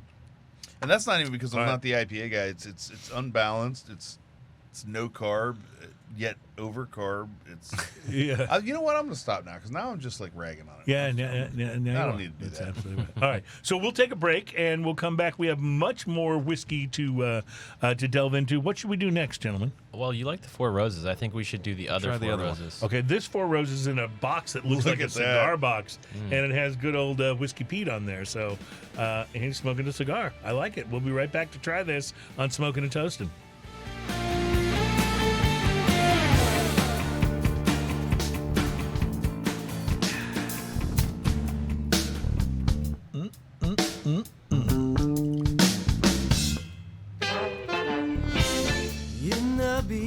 Welcome back at Smoking and Toasting. This is the program that is all about craft beer, fine spirits, and hand-rolled cigars. love those things. Ian, the days of fake whiskey could be numbered. Thanks to a team of biomedical engineers from Purdue University and, believe it or not, South Korea. This team, led by Young Kim, associate head for research and associate professor in Purdue's Weldon School of Biomedical Engineering, they've developed an edible QR code that exists on an edible silk tag that manufacturers and distillers can place in bottles of whiskey. Yeah. Consumers can use an app on their smartphone to confirm that the whiskey is authentic, and then it's edible, so you can drink the QR code. Yeah, it'll be in the bottle of whiskey. So soon there'll be a QR How code do you floating in scan your the whiskey. I guess they put it against the inner part of Yeah, the. probably so. Probably put it someplace. But it's edible, so you'll be able to, just drink it on down. Drink the QR code. Yeah, Edible silk. yeah. Edible silk. I've never There's heard a of lot. edible There's a silk. lot to That's unpack in this. Yes, whole it really is. But it's a very serious thing though, because there's Yeah. been a lot of concerns about fake whiskey and all of that. And I haven't had one in a long time, but I've had some counterfeit cigars before where Yeah. you're really excited. Oh man, I got a Cuban Cohiba, and then you smoke it. You're like, that's not a Cuban Cohiba. That is. So my brother-in-law bought and brought back a 3-pack of the Punch number 46, Ooh. or the H. Upman 46. I mean, Yeah. and not fake. Uh, Oh, I had one the other night, and I Love was that. like, oh. Love that. That's so good. That's so good. All right, so we got guests on from the Whiskey Social, and we are excited about the Whiskey Social. And I feel like we're almost kind of like at the Whiskey Social since we're doing so much sampling here. We did Four Roses earlier, and it was great. This was your barrel pick, and now there's a whole other box. You can see our good friend Whiskey Pete on the front there with his cigar, and this obviously. So was this one that you guys released for sale? Were these out in the marketplace? Very limited. So this I can imagine. This was a Whiskey Social pick that went to the people with Pappy tickets that year, and we did have. Did they get the box too? They did. Yeah, Oh, we did that's boxes so for cool. them, and then I think we might have had 50 bottles left over that went to retail. So it was a hot ticket item. That's great. That's absolutely great. We did it because of the tasting notes. There's a almost like a cigar box tobacco note on this. Oh, So I love noticed this that. one is an OESQ instead of the OESV. Mm-hmm. So a slightly different one. Look at that. We That looks great in there. Ian and I are both fans of the cigar malt from. That's From beautiful. Dalmore? Oh, my From gosh. Dalmore, yeah. In fact, one's good. we split a bottle of that a while back, and Yeah. it's just a wonderful pairing with cigars. But you do get a little of that tobacco-y vibe from it when you're drinking it. So and that's the second iteration of their cigar malt too. Because the first one was different. Yes, I agree. was different. I used to buy that years ago, and it was like $60 a bottle. Now it's $160 a bottle. Yeah, guys, It's hard to find now. I just like did a little advanced research. This is outstanding. Oh my God, that's good. Are Wow. you sciencing it in your mouth I right am. now? I am. Yeah, there's so much science going on. Science. So this was a very divisive pick. I loved it. Really? When What- we picked it, I loved it because that tobacco note is strong, very strong, and it's Yeah. it's something you see in this OESQ recipe sometimes. I almost call it floral in a way, and there were people who don't like it. But the Out of people who curiosity, liked it who are loved it. who are those losers? Yeah, I won't name names. This is one of my favorites. This that, is you know, wonderful. This is one of my favorite whiskeys I've had in a very long time. This Well, goes thank you for with that validation. This goes with a leather-bound book. Like this is Very because there's leathery. leather in here a lot Uh-huh. too. This is. In my library, I like this better than the other one even, Yeah, and I like mini. bubblegum and cinnamon. There are many What is leather-bound this? books. I think when we picked these, that you tried to go for different things. So the first one you tried was one where you were trying to just hit right down Right. the fairway of Yeah, everything. and it this was one, really good. popular recipe. yeah, and the other one, I think y'all were trying to go for something a little more we off went profile. for outlier right? for So, yeah. sure. You know. Amazing. This is just. I love the tobacco notes. I really do. This is begging to be paired with There's a a- nice There's a medium-bodied creamy cigar. vanilla underlying this whole thing too. And you know, like that's- It is really- creamy. It's very thick. Yeah, there's a that creamy vanilla is so nice, and then there's that spice, which is almost peppery is not the right word. It's not quite chicory. It's kind of it's spicy, and it sits on the tongue and leaves a spicy flavor on top. It's got a, you know, like how chili cinnamon powder. does. You know how chili powder. It's not chili powder, but you know how chili powder isn't exactly pepper, but it does have a zest, a peppery zest to it. In the same way, this isn't exactly pepper. It's not chili powder either, but there's a zestiness to it. What are the tasting notes on that one? The mineral water on the finish of this is pretty exquisite as well. What are the listed tasting notes? Yeah, I'm curious. I feel like this is an outlier on this recipe. Yeah. I mean, I think we'll often say that some of the spicier things are like maybe baking spices or things like that, right? But Right. So let me get So this this is straight. the OESQ. It says floral, rose petal, and acacia. Banana. I get maybe a little banana. Refreshing, medium body. So refreshing. Maybe that's the mineral water. I don't know what maybe that's their term for it. That's weird. Floral. I don't get rose petal at all. I get that kind of a darker vegetal like tobacco, But again, like you said, I think, like those. I think, like you were saying, I think this is an outlier. This is just one that went a little bit different direction. Now, let me ask you this question: are you telling me that if I had bought the right ticket last year, This one I was would've- 2019. I think okay. it was 19. So if yeah. I'd bought the right ticket in 2019, I'd have gone home with one of these. That's right. All right, so let's talk a little bit about that, because obviously you've got some good surprises in store for the people who buy that Ultra ticket. Are there still any of those available? Is that something people No, can so still the Pappy and the BTAC tickets, I think it's, what is it, 70 in each or 50 to 70. So they sell out Those pretty sell out quick, pretty right? quick. Immediately. Yeah. It's people are waiting to buy those. So for future reference, if I wanted to be included in that group that has a shot at those, what Yeah. do I do? Follow us on Instagram and Facebook. It's the Whiskey Social on Facebook and Instagram. I think it's Houston Whiskey. I need to double check that. We make an announcement. We give everyone a heads up that hey, tickets are going on sale at 12 a.m. on this Friday, and it's generally in May. Yeah, I got that email. Yeah. Yeah. So if Right. you're in there quickly enough, you can secure those tickets and go home with whatever the special pick That's is right. for that particular And you get year. to drink the entire Pappy Van Winkle line. the So entire line. The value of these Yeah. tickets is great. That's astronomical. What is the price of that ticket when it comes up? I think it's around $330. Yeah, or so. and getting to Somewhere in there. taste That's amazingly everything affordable in the for line. what you Yes. get. You drink What's all the the- Pappy, you get in early. What's you the get one of standard these. ticket price for non-VIP? Just your standard general admission price right now. What's the GA? Like 90? It's crazy because I think it's under Yeah, I think it's 100, 90. right? I think it's So 90. for under $100, Yep. you're walking into a place. I want you to imagine for just a moment that you walk in. If you've never been to Reserve 101, Right. they have a wall of whiskey that is Right. hundreds of bottles deep. Wonderful. Right? Yes. Yeah. Confirm the I want you to price. imagine you walk in there and you get a sip from every one of those bottles. How much do you think that would cost you? At a bar?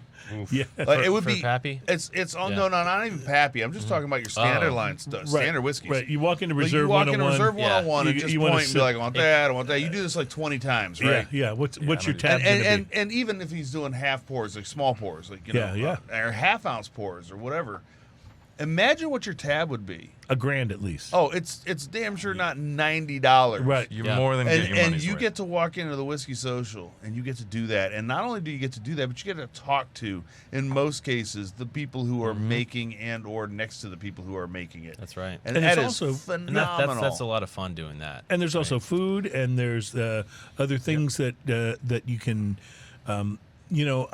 I'm guessing that Trenton and Oliva will be there again in the cigar love tent. that I don't guy. know if they are, but the past couple of years, Now, Trenton had a surgery recently, so Oh, okay. I'm not sure if he's going to be back up and running already, but I hope he is. well, the past couple of years they've had great deals in the cigar tent. That if you go and Yeah. it's almost like going to a cigar They had that event. They had that where you Oliva can- sample pack for like $45 or some ridiculous that's amount. I was like, easily $100 worth of cigars oh for yeah, $45. yeah, it's you like know? 8 cigars for 8 Olivas for $45. And Yeah, if you go there with somebody who buys one of those, they almost have to offer you one to smoke while Yeah, you're at, sure, the that's what I'm event, saying. right? Yeah. So it works out really well. So General admission is $75. $70. oh, it's better even value. less. Oh my I God! knew it was under VIP 100. Under 100 is just ridiculous for that. All right, VIP so- admission to get in an hour earlier is $135. Yeah. So. Wow, But you that's also good. get some different tasters on that too, Yes. right? There's some things that are available in that earlier hour That's that right. you get. The vendors will usually have some things that they're going to promote a little bit harder in that first Yeah, hour, and that might not be. also, they'll probably be gone by the time. If I'm correct me if I'm wrong, but with the VIP you do get a door prize on the way out. Yes. Yeah. Yes. So We can announce That- in advance, but that it's happened is- every year. Yeah. that Oh, is- that's good to know. that is definitely worth whatever the extra price is there. Yes. And what he said, let me just want to repeat this. They can't announce that that's going to happen. Yeah, it may not happen, But it has happened It has every happened year. consistently. every Yeah, time in yeah, the past. Yeah. That's right. And Whiskey I do happens. recommend GAA is a great ticket, as you said. It's an amazing value. VIP, that extra hour. That extra hour is if, worth if it. you have something on our whiskey list, which you can look up on HoustonWhiskeySocial.com, we list all the spirits that we're bringing. Make sure you have time because They're- it's a long list. It is a long list. Yeah. It's, I think, 350, 400, something like crazy. that. Yeah. There's always Unbelievable. stuff on there, though. People look at that, and they come and they're like, where do I find this bottle? So getting in that hour early is huge because Because it's not so crowded, you can find it. You Yeah. can Right. beeline right to it before the bottle's gone. Listen, I've Absolutely. gone to this thing enough times to where I now have a method, right? Mm-hmm. Like I walk in, and the first thing I have to do is I have to wander around and say hi to everybody I know there, like Sure. like that's working there, right? Yeah. So that's my first swing around, and I'll usually grab a something from one of them, and sip on it as I'm walking around. And then once I make that full round, then I've got also my mental inventory of okay, what's here that I haven't tried yet? Yeah. And that's when I start working on that list because as much as it's fun to go try the things that you know and love, That you know you love, you yeah. already have tried them. I want Right, to try right. the new, Yeah, sure. the special, the New Well- editions, come out every year for some of these and you products. always have to make it over to the beer booth because they always have a There's some bourbon crazy stuff. It's always interesting. barrel yeah. aged, ridiculous like they had last year was so good. It was ingenious, right? Yeah. It's, oh my gosh, that Wow. barrel aged. Didn't we release our maple at that? I Yeah, think that was our yes, maple. Oh. yes. Because we have So this good. this I joke wanted to side put group. that stuff on my nipples, and they're not even sensitive, man. Like that stuff was crazy. Well, That was the Glaze Boy Reserve. I, Yeah. f- That's what it I was feel called. like when I walk in, it's kind of like funny it's you kind of say like when that. you're a kid at Christmas and you come out on Christmas morning and the tree is surrounded by presents and you're looking at them going, where do I start? Where do I start? It's kind of that Little analysis that paralysis. kind of vibe. Yeah, that kind of vibe. But eventually, something gets in your hand and you're sipping it, and life is good and wonderful. And I absolutely love this Four Roses so good. Robusto. I'm so happy you do. It's one of my favorites, but like I said, it's not for some reason. It's divisive. not for everyone. Yeah. Well, it's But Lots of if you tobacco. want to try, and this shows the difference between different recipes of Four Roses. If you want to try all 10 recipes, we have an event, and like we said before, the Friday night before that you can buy a ticket for. It's a separate ticket, And we still have You a can- and few it's tickets all left. 10 recipes. It's all 10 different recipes. You can marvel at the difference between them all. It's pretty cool. That's pretty wild. How fun. And we're I'm going not to sure I have some tasted surprises that one there as entirely well. enough. Can Some I surprises, bother I you like for a it. little bit? Yeah. All right, well, while we do that, we will take a break. We'll come back. We've got more to taste. And up in the next segment, guess what? It's time for drinking news. This is Smoking and Toasting.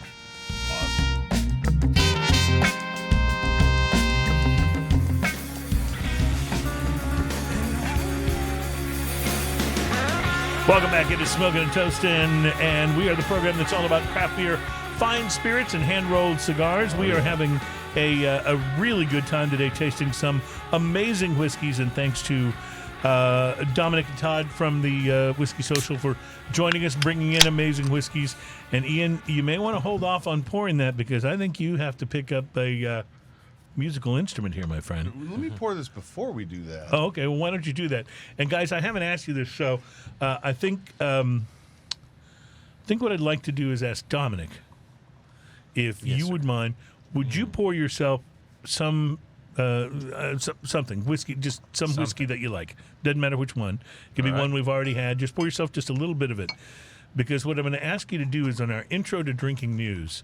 When I point to you, I would like you to take a sip of whatever it is that you're doing, and then very thoughtfully look into the camera and say, I had to take my gator to the vet. All right. Can you do that The for more me? Sure, I can do pontificus that. you look, Right, the right. better. The more I serious. may have like, invented that word. Yeah. Pontificus? I think that was an emperor back in Rome. Pontificus. And He talked to himself a He lot. loved to talk, exactly. Okay, so when the time comes, it's in the intro to Drinking right. News. I will point to you, and that is when you take a sip. I want you to look very thoughtful and reflective, and then say, I had to take my gator. to the vet. All right, perfect. We got All it. Ian, are you ready? I'm down like 4 flat tires. It's time for Drinking News. Drinking news, drinking news. Now it's time for drinking news. Drinking news, drinking news. Now it's time for drinking news. A Florida man with one arm said he had a gator for a pet. When asked about his absent arm, he said, I had to take my gator to the vet. drinking news, drinking news. Now it's time for drinking news. Cheers, y'all. Very nice. It's a participatory thing, see? And we we go. appreciate you appreciate it. participating. One of us, All right. one of us. Well, here at Drinking News, I'm sure that it is obvious to anyone who's ever watched video of the show that I am most likely not a vegan. And it's true. Although I did go through a period of my life where I ate mostly vegetarian. It didn't last longer than a year because, well, I mean, cows are vegetarians, and I've eaten a lot of those. well, my experience as a vegetarian didn't even last a full year, and it's because I really enjoy eating meat. I just Because do. meat. It is what it is. So that said, though, I do have a huge respect for vegetarians and for vegans. And while I'm not fond of anything, whether it's religion or diets or whatever, that try to take a person's personal choice away from them in favor of a strict list of moral do's and don'ts, I still have to give props to those who choose to eat a certain way. I feel like the universe has a special bad place for the person who invented vegetarian sausage. Oh, yeah. That actually is true. I mean, come on. That actually is true. No, I mean, I'll give props to those who choose to eat a certain way, whether it's for health reasons or animal rights reasons, or because Zeus, the god of the sky, appeared to him in a dream with the suggestion of eating nothing but sea urchin and asparagus for the rest of their days. Whatever it is that happened for you, I'm cool with it. That's all good. But as a carnivore, and you other meat eaters out there will know what I'm talking about, I do always kind of seem to assume that it's very likely that most vegans are just dying for a good steak or some bacon. You know, that's just what I would get. And I know that may not be true, but it was for me when I was eating vegetarian. So it's easy for me to kind of project that onto other. But you can see how I might think so. So that's why I kind of sort of identify with the man in today's drinking news story, and maybe you will too. Kind of, sort of. You see, at the end of last year, a vegan Australian man pled guilty in court to causing a commotion at the drive-thru of a McDonald's in Sydney. Now, it's not what you're thinking. 30-year-old Cole Olson didn't pull up to the drive-thru to start lecturing Ronald McDonald about the morality of eating meat. He didn't hang "Meat is Murder" banners across the Golden Arches. He didn't even show up in the parking lot playing the "Meat is Murder" album by the Smiths really loud on his car stereo. By the way, sidebar, that's a reference to a very influential 80s alternative rock album by a band called the Smiths, for all you millennials who are listening. Fronted by none other than Morrissey, if you're into cutting yourself. Yeah, it's on Spotify. Check it out. Anyway, Australian vegan Cole Olson caused a commotion of a very different kind. He first pulled up to the drive-thru after a night of serious drinking and gave in to the non-vegan devil on his shoulder when he demanded that McDonald's serve him 200 chicken McNuggets. That's as many nuggets as are in this cigar crate that's coming. That'd be like one nugget per cigar. Yeah. Now, in fairness to all vegans, I've had chicken McNuggets before. And I'm not entirely sure that there is even a bit of meat in there. I don't think that these are plant-based, but you'd have a hard time convincing me that it's actual chicken. And that said, if you dunk them in the mustard sauce, they're still delicious. Just saying. Anyway, back to Australia. The staff at the McDonald's had to explain to the very hungry, meat-craving drunkard in their drive-thru that they could not fill his order because they didn't actually have 200 chicken McNuggets at that time. And again, I'm going to identify a bit with Mr. Olson here because we all know what it's like to have your taster like totally set for a particular menu item, only to find out when you order it that, you know, the restaurant's out of that item and you have to pick something else. I mean, when you've got your mind on a Rooty Tooty Fresh and Fruity from the International House of Pancakes. Yeah, there's that moment when they say that and you're like, what? Are you serious? Yeah. However, I do want to point out that by my house is one of those combo restaurants. It's a Kentucky Fried Chicken / and a Taco Bell, right? Yep. And I remember pulling up, and my wife doesn't eat beef, and so she ordered something from Taco Bell with chicken. Mm-hmm. And the lady said, "We're out of chicken." Oh. I said, "You are a chicken restaurant. Yeah, your buddies next door. How do are chicken. you out of chicken? Are you serious with this?" That's and she bad. goes, "We can't use that chicken." I was like, "So you have chicken? You're not out of chicken, but you can't use the chicken that you have for the food that we're trying to." Right. Yeah, it's that's the Colonel's chicken. You can't screw with it. I guess not, but I was just, look. how does a chicken restaurant run out of chicken? Listen, if you're at the International House of Pancakes, and you really got your mindset on a Rooty Tooty Fresh and Fruity, and the waitress tells you that they're out of Rooty, a regular plate of flapjacks, it just doesn't seem the same. It's quite boring and disappointing instead. So, Mr. Olson at the McDonald's in Australia did what any of us would do when facing a Chicken McNuggets disappointment. He did 4 laps around the drive-thru, honking his horn and shouting the entire time, "I want my effing McNuggets!" Which I would have paid money to see, by the way. And then the 4th time, he decided his approach wasn't exactly successful. This is not working. So he changed tactics. And instead he ordered 200 hash browns. Miraculously, the McDonald's staff had 200 hash browns, so after a small wait, because only so many of those babies can fit into the deep fryer at one time, they were able to fill Mr. Olsen's order, and they were just in the process of charging him 230 Australian dollars, or about 148 bucks in U.S. currency, for his carb-heavy breakfast when the police showed up. Olsen pled guilty to being drunk and disorderly and was released after paying a small fine, coincidentally released just in time for McDonald's seasonal return of the McRib. There we go. Yeah. Lessons learned from this episode of Drunken News. Number one, never order 200 McNuggets. The McNugget making machine can't make them that fast.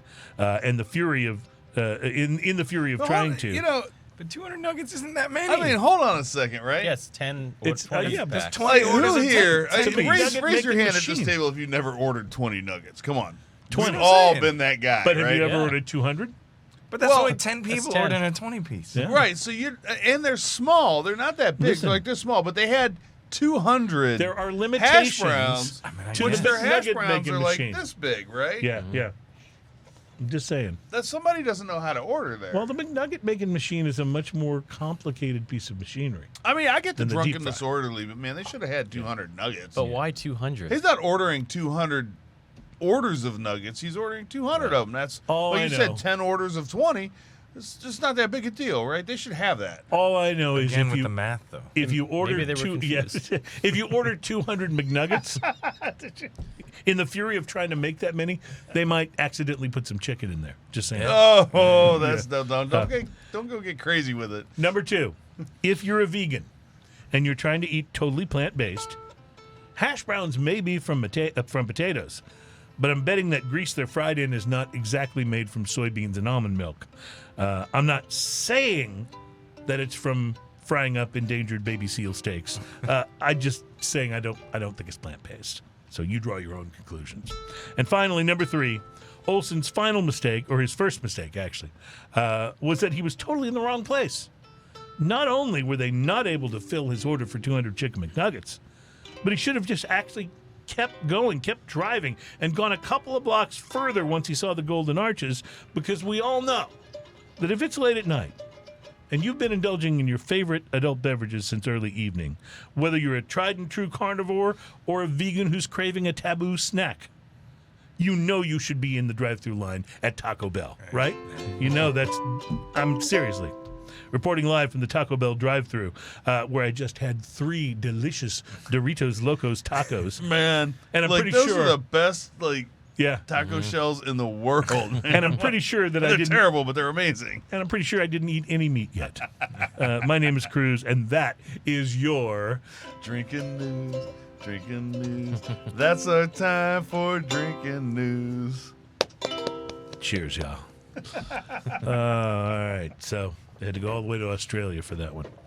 So, all right, you have opened a beer, and I think have you already consumed yours? Man, I am killing mine. All right, so what we're dealing with here is from 11 Below Brewing, right here in our hometown of Houston, Texas.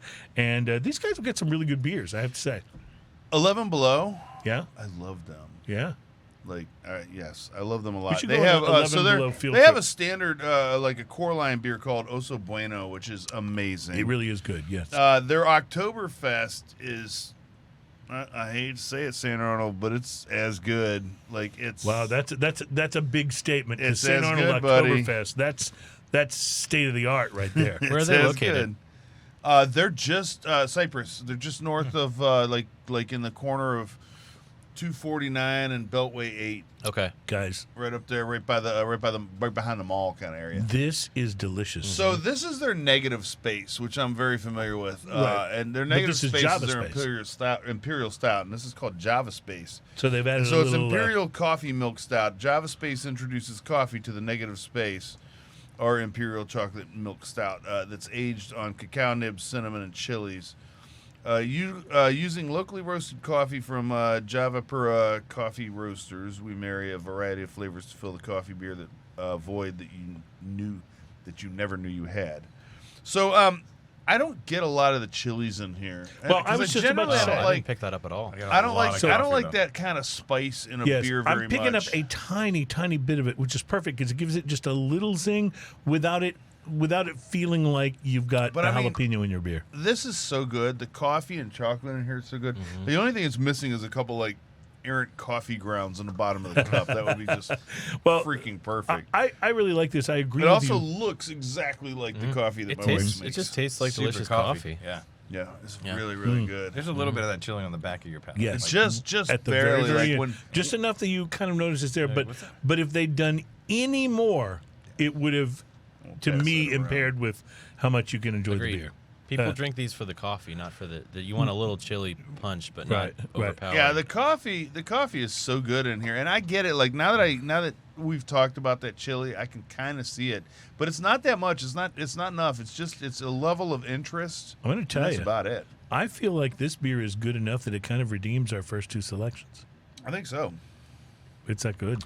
It's really good. Wow. And this is just no, I don't And this think one it's coming in at what did I say? 9% on this one. 9.0. Doesn't taste Yes. it to me. Yeah. Yeah, it's not even boozy. Yeah, it's, no, it's it coffee isn't that and boozy. chocolate. Coffee and It's chocolate got a and great deliciousness. It's got a great bitter snap on the tail end of it. That dark- leaves you dark kind of wanting chocolate. more. Yeah. Yeah, you're right. It is not that boozy. Usually when you get around 9-10%, you're like... It's pretty hard to not be boozy, Yeah, you're getting the booziness, but that is good. So speaking of boozy, where are we headed next in the exploration of great whiskeys? Take your guys? pick, Elijah Craig. You guys or are Glenn invited Livet. to my house anytime, by the way. Let's go with the Elijah Craig since we've been kind of in the more bourbonish space so far. And then we'll go the last one, though, is a Scotch. Am I correct? A 15-year Glenn Livet single barrel. Oh, that will never do. Sherry finish. So, all Right. right, cool. So this is Elijah Craig single barrel, is that right? Yep, an Elijah Craig single barrel private pick, 9 years old, 124.9 proof. So 9 years old. pretty so- spicy. Yeah, all right, good. I'm You excited know, about so this. I'm an Elijah Craig fan. Elijah Yeah, Craig Elijah shares Craig's a little great. bit with the Four Roses, in that a lot of times on the nose you can kind of get that little bit of spice that's in there. Right off the bat, and I smell cinnamon right off the bat, right off the top of this. You know, one of the things I love... Cinnamon is like their hallmark. That's their Heaven it's Hill very generally, cinnamony. yeah. Like you buy, I was asked the other day too. We were hanging out at a friend's house, and he's like, "Okay, what's your absolute go-tos?" And I'm like, "Well, Weller." And he's like, "It's hard to find." I was like, "No, it's not hard to find in the combat bottle, and it's fine as long as it's the right price." I said, "Elijah Craig," and he's like, "Which one?" I was like, "Any of them. Yeah, They're great." I you was know? about to say one of the things I love so much about Elijah Craig is just their base, least expensive bottle It's $33 is or fantastic. The something. 94 it's- proof, yeah, like right, 35. and it's Great, so yeah. good. Like it is not. You don't drink that and go, "Well, this is all right," but I want to taste some of their better stuff. Fantastic. You know what I Yeah. mean? And if Like, you can it's- find the barrel proof, or if you can find any of those, man, then it only gets better. and that's It's what one this of is, the right? more easier to find, hard to find bottles. You Yeah, know, yeah. Right. it tends to show up on shelves here and there. And when they did the 94 proof single barrels, they were always pretty solid. And I think these are the first batch that they went to the barrel proof picks. This It's a is pretty like, recent thing. This is is just like, what bourbon's supposed to taste like to me. you know, your Like, cinnamon 100%, toothpicks. yes. This is Right, like right. putting 40 of them in your mouth. and it's so different from the Four Roses, right? The Oh, Four yes. Roses has a completely different character. Right, and both of them are excellent, but Yeah, but the very different. character of it is completely different. This is just a cinnamon bomb. Yeah. Caramel, cinnamon. You know, you get Caramel, that oak, nice caramel oak. in the Nice back, oaky, yeah. good sweet. balance. Yeah. And I think that's sort of what we want to do at the Whiskey Social, right? Is like, look, you go into a liquor store and you're not quite sure, you haven't tried different things, $30-$50 a bottle to try something Right. kind of Yeah. gets a little Yeah, weird, right. right? Like, what if you Like, make you're a like, bad oh, man, what if I choice, don't you like know? it? Yeah. Yeah. So come to the Whiskey Social, buy a ticket for $75. And you're That's going to get and you're gonna every, try that all it's the you're gonna things. get every bit of that money. Well, And- and and I'm you glad find you brought those. that up because we actually partner with Village Liquor. So and we have table tents. They're so nice. So when you're there, if you're at a table, You can, like you it. can remember it and you can scan and you can order it right there. order, or you walk over to their booth and you Nice. can order. So then you can't pick it up at the event, but later no, on but you they'll go get box it up and Yeah. you just go You just pick go it pick it up right? at Village Liquor. Yeah. And you've already put your order in for the thing that you tasted. Like in case whoever you came can't up with quite that remember. was incredibly clever. Yeah. I think it was Alan Denny. Do you still feel that way? Ow. I like love you, Alan. He's one of our faves. He really is. This is just a truly exceptional. You always expect, like I said, when it's Elijah Craig, you always expect it's going to be good. But this is just really a notch above what my expectation. I'm noticing a little bit of a theme through all these, though. You like a lot of the spicy, like big upfront whiskeys going on here, and almost every one of these is very cinnamon forward. That first one was so much bubblegum too. I actually really love that flavor. I know people get weirded out. They're like, bubblegum. I'm like, yeah. OESV, it tends to be like cherry, bubblegum sometimes. Yeah. But so good. Digging it. All right. We got one more whiskey, I think, to try. And this one, I'm believing, is going to take us in a really different Totally direction. different direction. Oh, yes. Yep. I don't know if you all like sherry finished scotch, but that's what this is aged in. I couldn't possibly. In a sherry butt. And Boy, the sherry do I. is all over it. It's Are you very familiar with straightforward. the La Santa from Glenmorangie? I haven't had that one. It is on my shelf at all times, 100%. I used to pay $65 a bottle for it, and now it came down to it's like under $50 for a bottle, and it's fantastic. Yeah. So that's the La Santa from Glenmorangie. So this one is I would say, and it's the sherry is there, but it's an off profile. So I bought a couple of these. This was released at Specs recently. They may still be floating around, a couple of them. So this was a Specs pick. 15-year-old Glenlivet from 2006, matured in a sherry butt, 577 bottles. Oh, it's got a little. I love this one. It's got a little funkiness to it. Yeah. Ooh, Yeah, it sure Funkiness and does. fruity, and It's It different. sure does. it's definitely like, I think when we talked about it first, right? My first reaction was, Glenlivet's not always my favorite, and I tried this and I was like, that does not taste like It's different. the other things. Yeah. This is what I like in a single barrel. It's one thing to like the standard profile, but I like the weird stuff. Something that doesn't. right. Something that isn't Something it's interesting. It still has that real apple forward kind of thing that Glenlivet always has, and it's not a bad thing by any means. But I can see that. Yeah. definitely- it's like a green apple kind of thing that, like, every time their 12 is like a green apple bomb, if you ask me. Definitely getting in the best way. apple and a minerality on the nose. And you don't always get minerality on the nose. You usually get it like on the finish, right?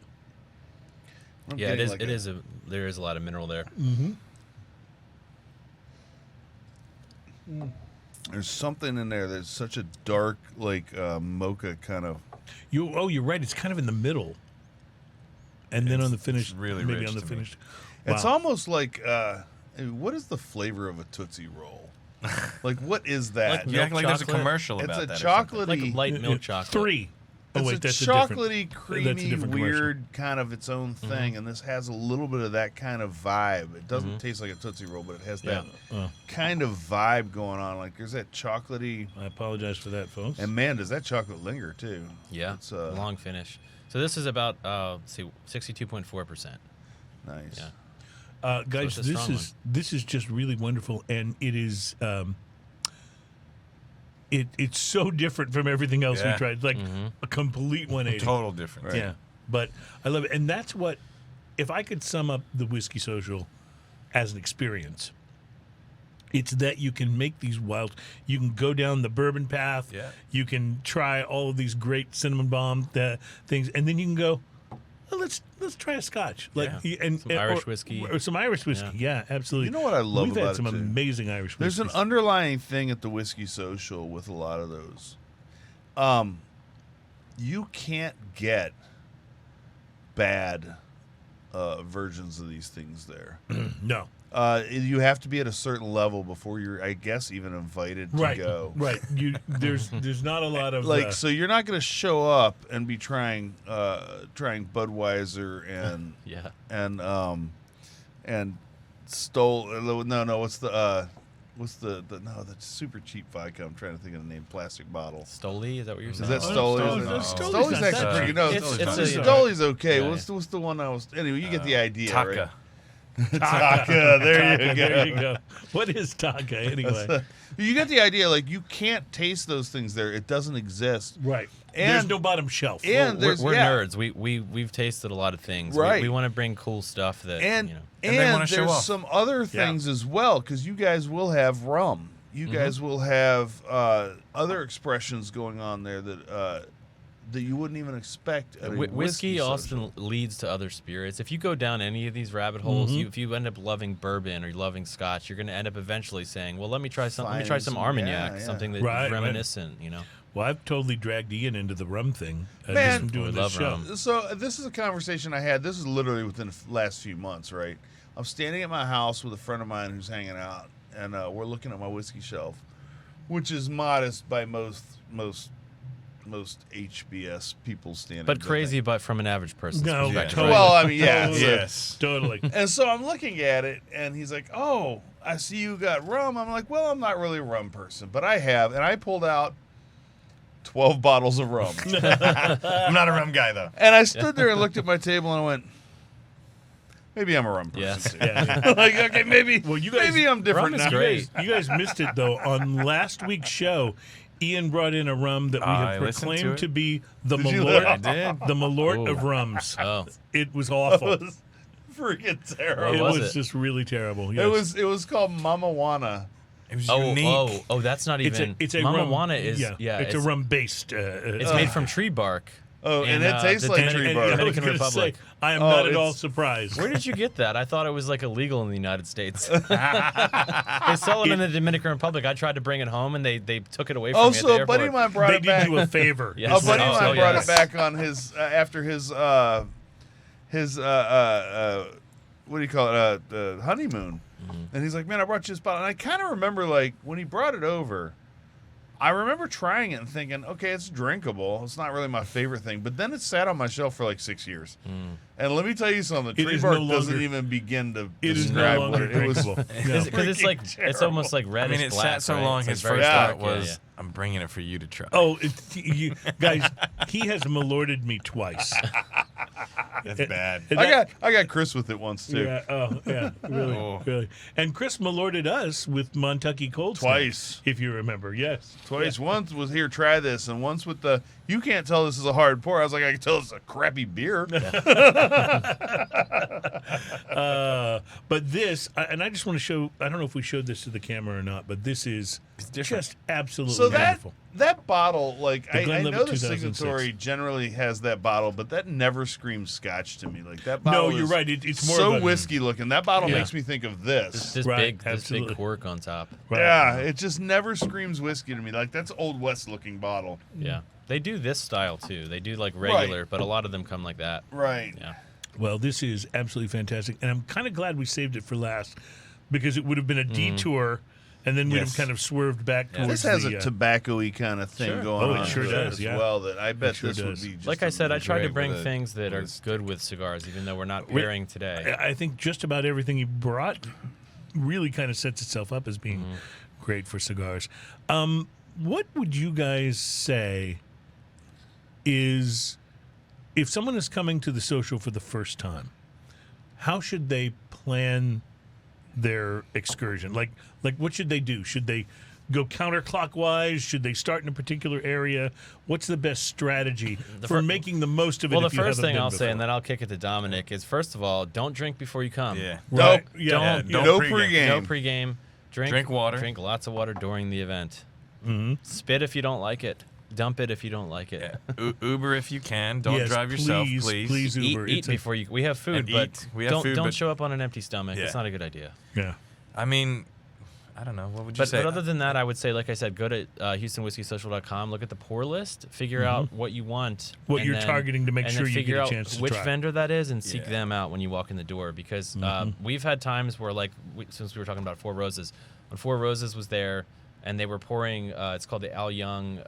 It was like a special edition bottle. Al Young had passed away. He was. Big brand ambassador for Four Roses. It's a very expensive bottle, and it's very hard to find. And we had it. Everyone literally ran when they came in the door to get to it. So there are bottles of that quality that people are gonna know are go there. away soon, They're yeah. going right for Yeah. them. So I would say if you care about that sort of thing, look up the list and figure out where you need to go. Yeah, I mean, I would say if there are particular distillers that you're curious about, make sure you earmark it and go check them out. If there are particular bottles you want or keep an eye out for them or go ask them, because sometimes some of those folks will have them. And they may not be right. sitting on the table. They may have them. And they if bring you- surprises. Sometimes we don't know. Sometimes they bring cool stuff that Yeah. shows up. And- We always have surprises. And I would Okay. say the last thing I would say is, like you said, towards the end of the night, sometimes there are things from other tastings or other things that are left over, and we'll pour for everybody. So look for Chris, look for me, look for Todd. We'll tend to be floating around. If there's something in our hand, we'll pour it for you. I'm gonna say something that's a little counterintuitive. If this is your first one, you don't have to try everything. Yes. As a matter of fact, please don't, because I've seen the results of Yeah, that. right. You don't have to try everything. As a matter of fact, I leave out now when I go. I leave out everything I'm real familiar with. I don't even bother with it. I go up and I say hi to the guys if I know them, and I love that. But I generally leave out everything I'm familiar with because I want to leave room for the stuff that I'm not familiar with, and that's what I love walking around and do. But if you've never been there and you haven't tried most of these, there's a couple things to remember. First off, you don't have to try everything, and you said spit, right? Spit or pour out. Dump it. Listen, none of these people are going to be even remotely offended. Right. That's a Yep. good point. If you Yeah. take a sip and you drink it, and then you pour every one of these places has Dump buckets. Dump bucket. has a dump bucket, and will have water for you to rinse your glass. And they don't expect you to drink every single thing, every little drop of every little bit that they pour. That's just not the way it works, and that's Right. not what's expected of you as a patron of this event.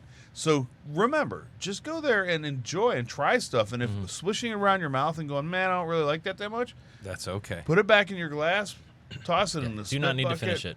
rinse your glass. I would let you say it, but I would say, drink responsibly, my friends. Yeah, absolutely. No, it's 100% the right thing to do. And you said Uber. You do totally want to taxi or we Uber there to this event. And I'm not, this is not being preachy. It's just being smart, Absolutely. So, all right, we're going to come back in just a moment and wrap up the program. But, guys, you brought some amazing whiskeys, and we are, excited about trying even more here in just a couple of days at the Whiskey Social. It's Smoking and Toasting 303. We'll be right back.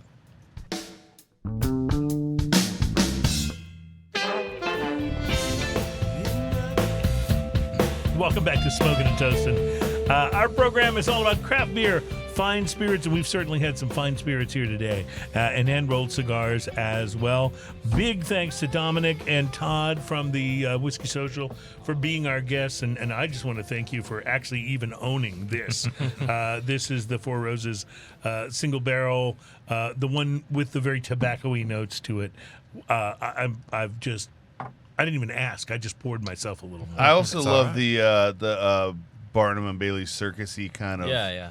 reminiscent kind of label for it. Is really It was really fun. awesome. Great, that one. Really fun stuff. The Whiskey Social could be coming soon to a town near you if you are not close to us in Houston. Will but it if still you be are, called the Houston Whiskey Social? Just the Whiskey Social. The Whiskey Yeah, Social. Except for honored when we that. do it in Except Dallas, for- right? Then we're going to call it the Houston Whiskey Social anyway, right? Yeah, just Yeah, that'll Because work. that's That's funny. a great marketing just to technique. antagonize them. Yeah. That's the They worst. won't be right? mad about that. Just to antagonize them. No way. No, but seriously, it is growing and going to different cities. But right now, with Houston as home base, it's worth coming to town for. If you didn't get a chance to do it this year, think about it for next year. Tickets are still available. Give us the website. www.houstonwhiskeysocial.com. Okay, and you can come out and join. Ian and I will be there every year at the Whiskey Social. We get to talk to people who come up and tell us that they listen to the show, and I'm like, I love that. So you're the guy, and it's always it's always. And I'm always like, no, it's actually that guy. right. But it is so much fun to just hang out and smoke and drink with Yeah, these people. yeah. And so if you see us there, please do come and say hello. We love hanging out with people and enjoying a tasty beverage. Tell us again how many different spirits will be available there. About 350, something Yeah. something in that range. So you're not Yes. gonna drink them all. No. So Don't so try to. look No, for that- what you want and enjoy, because this is really, and we've said this all along. We really mean it. This is the spirits premier event, yeah. The premier event. It's the one that all the others, I think, aspire Yeah. to, and it is so much fun every year.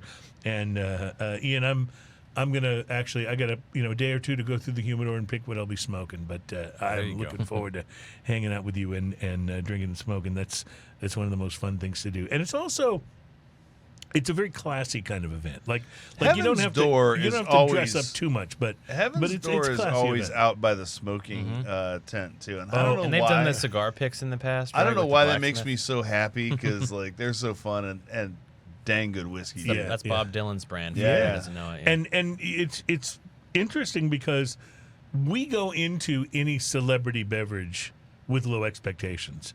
There are a couple that have totally outperformed and delivered. Yeah. The Blackened from Metallica, It's fantastic. it's wonderful. Yeah, it was good actually. The Bob Dylan whiskeys, the Heaven's Door, Fantastic. those are great. The Conor McGregor, Man, sorry, have you guys tried that? Yes. I went a little too far there. So I I apologize. I was on a roll I and hadn't I tried just it kinda- for quite a few years. I hadn't tried it, and I went over to a buddy's house, and he's like, "Oh, look what my wife just bought me." It was Proper 12, and I was like, It's a good name at least. I "He's like like, a what do good- you think it of is a that?" good And I name. was like, "Well, And I kind of like Conor McGregor. it. Me too. Yeah, I've heard it's not, fantastic."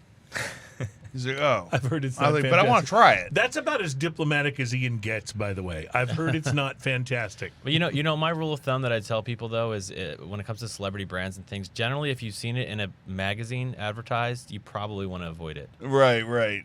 You know, it's the market. It's all marketing. Well, So interesting. I tried that stuff, and it was like staring at a car wreck. It's like you can't stop finding things wrong with it. Like it was unreal, man. It was like and every sip I was like, "Oh, and then there's this. And what is happening here?" It was like it was ongoing. Yeah.